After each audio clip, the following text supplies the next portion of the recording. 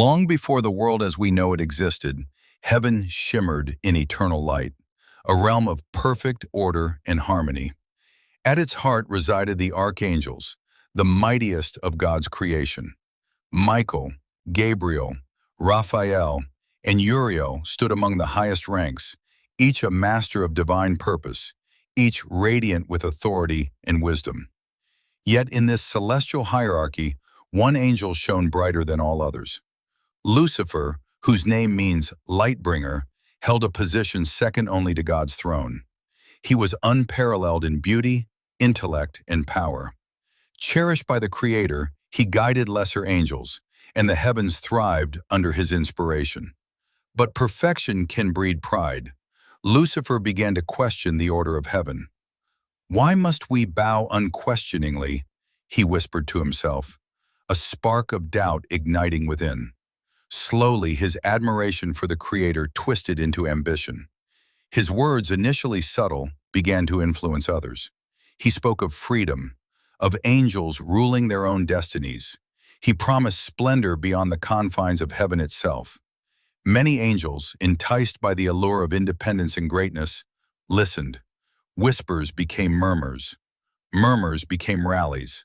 A faction of angels swore loyalty to Lucifer, believing he could lead them to a new realm, one unbound by divine command. Tensions rose like a gathering storm. Archangel Michael, known for his unwavering loyalty and martial prowess, sensed the shift. He confronted Lucifer with words of warning, urging him to abandon his pride before it led to ruin. But Lucifer, brilliant and persuasive, only smiled. "I seek truth, not rebellion," he said, veiling his ambition in righteousness.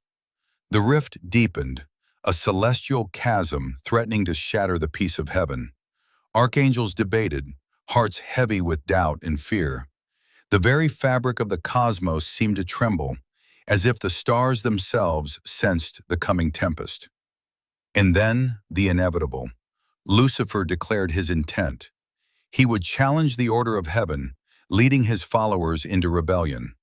A war unlike any other, a clash of beings forged in light, was about to erupt. The angels who remained loyal to God prepared for battle, their resolve tempered by love for the Creator and the purity of their purpose. Michael took command, his sword ablaze with divine fire, each strike a testament to his unbreakable faith. Heaven held its breath, a silent witness to the unfolding betrayal. In this part of the tale, the stage is set. The brightest angel stands poised to fall. The heavens themselves tremble with anticipation, knowing that choices made in pride and ambition may change the course of eternity. And Lucifer, radiant yet corrupted, prepares to unleash a rebellion that will echo through the cosmos, a storm that not even the archangels can fully predict. The question lingers, will light overcome darkness, or will the heavens themselves fall under the weight of ambition? The war began as a flash of brilliant light against the shadow of rebellion.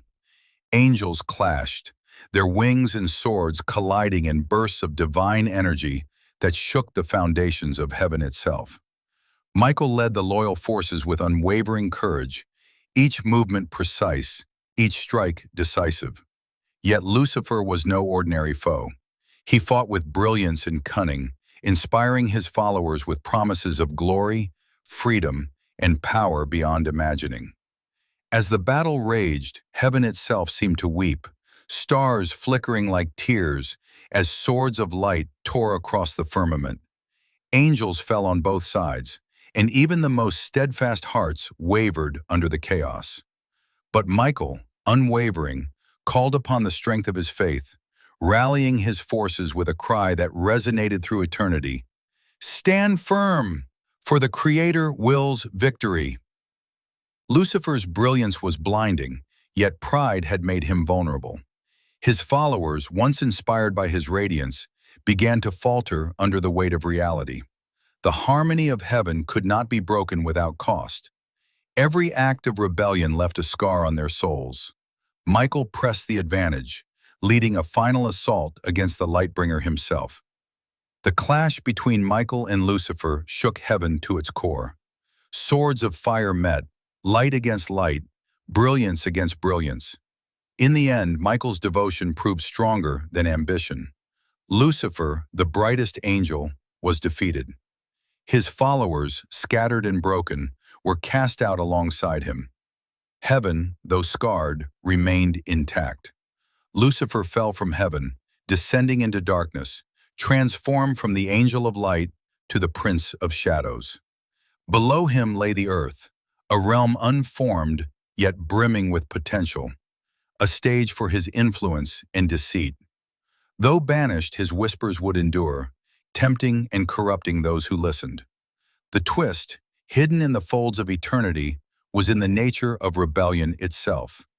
Even in defeat, Lucifer had sown seeds of doubt and ambition that would ripple through creation.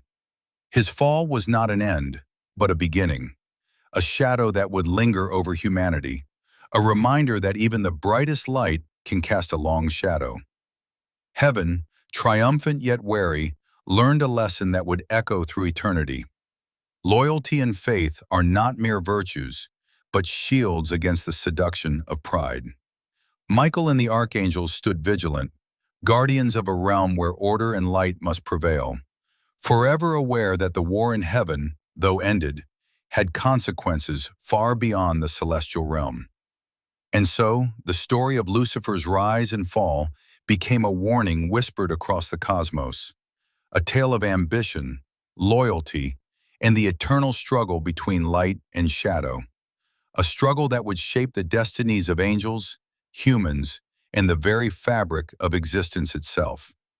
The question remains, in a world where even angels can fall, who will stand unshaken when the whispers of ambition call once more?